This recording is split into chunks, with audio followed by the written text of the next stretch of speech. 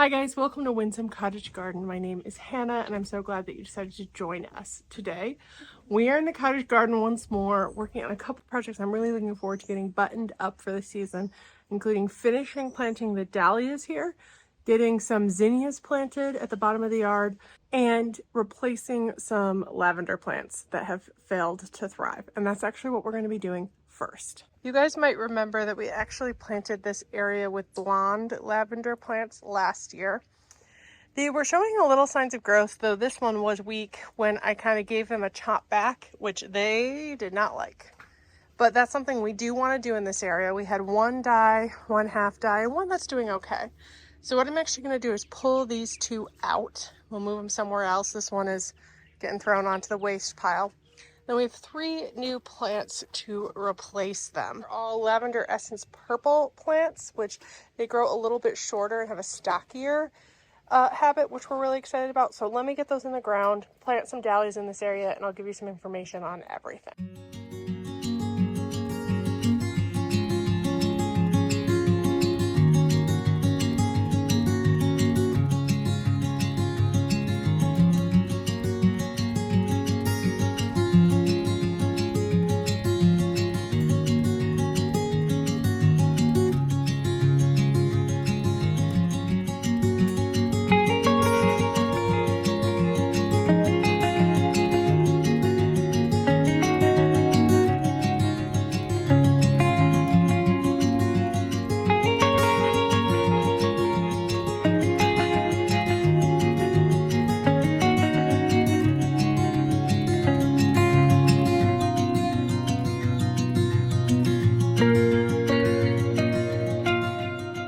Okay, we're done in this area, and let me give you a closer look at what we got planted up here. Over in this corner, I actually planted 2 Hawaii decorative dahlias that my mom purchased on sale that she really is excited about. They are going to get, I think, 3 to 3.5 feet tall, so something a little bit taller right over here will be welcome. I also, while I was in the area, quickly cleared out around this rose, which is doing really, really well. This is Princess Alexandra of Kent. And pulled a weed that we'd been debating whether it was a weed or a plant. While planting, my dad and I discovered there were some pavers. We knew there were 3 of them. We didn't realize there were more. One happened to be right where I wanted to plant some things, so he picked them up and moved them somewhere else. Over here, we did get those 3 Lavender Essence purple lavenders planted. They're going to get about 18 inches high and 18 to 24 inches wide.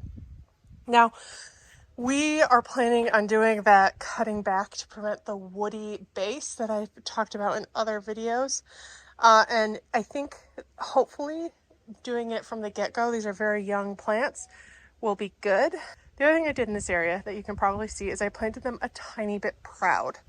They actually don't like a ton of water, and this is an area that is decently well watered. So by planting them a little bit higher, hopefully the water kind of moves away from their base and they like it a little bit more.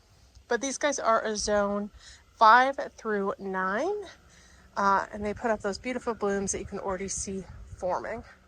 Right next to them, we have 2 Rebecca's World dahlias that aren't quite popping up, but they will be soon. I planted 3 Creme de Cassis dahlias in here. They are a water lily type, and they're really short growing. They only get about 2.5 to 3.5 feet tall.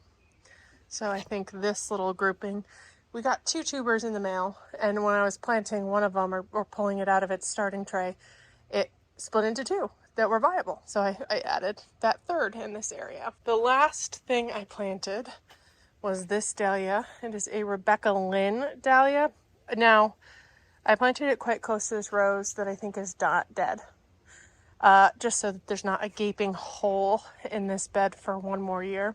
And I jokingly said to my dad, the fastest way to get this rose to kick it back into shape is by planting this dahlia here. So maybe it'll work its magic.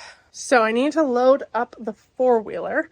And then we have some more dahlias as well as some zinnia seedlings to get planted. And I want to plant those 2 blonde dahlias that still have some life in them down by the water.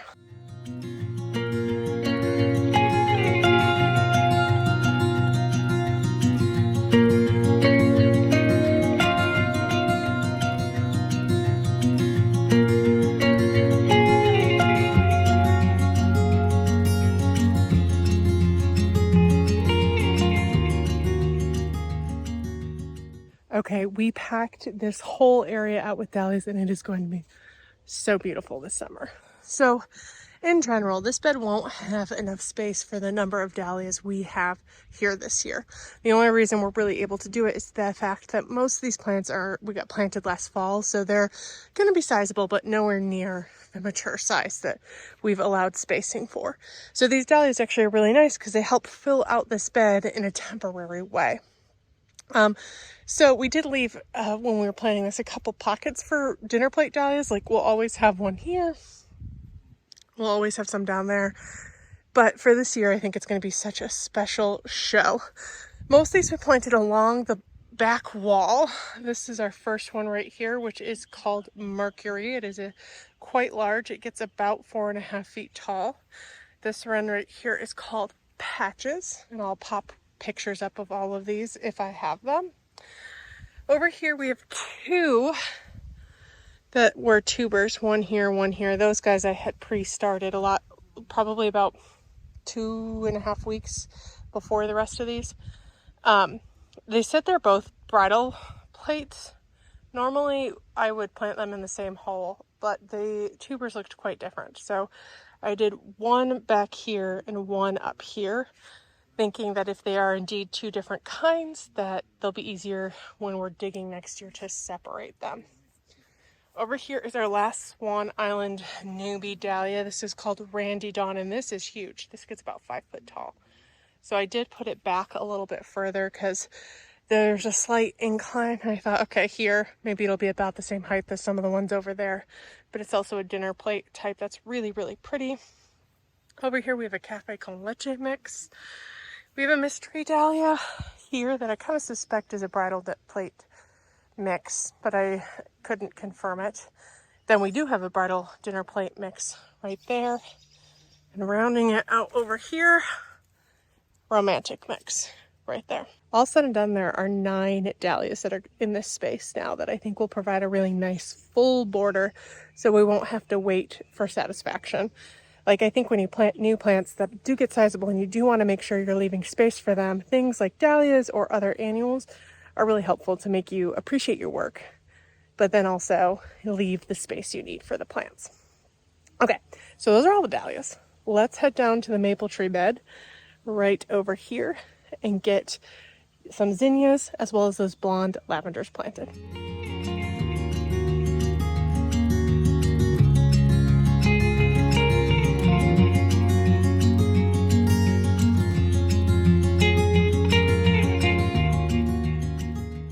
I think that's going to do it for this video. I'm really glad we got the dahlias in the ground. That has been on my to-do list for a couple of trips now, so I'm glad that it is done.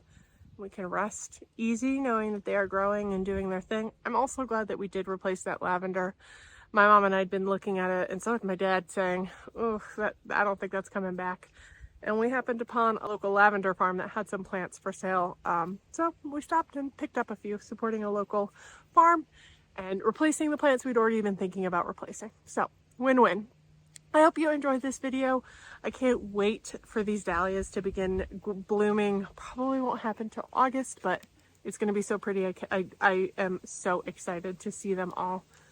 If you want to make sure to see those and follow along with our entire garden here, not only at the cottage, but also at our city garden where I live in a more urban setting, please make sure to hit that thumbs up button and subscribe so you can stay up to date all summer with the happenings at Windsome Cottage Gardens. I'm really glad you joined me today, and I can't wait to see you in the next one. Bye-bye.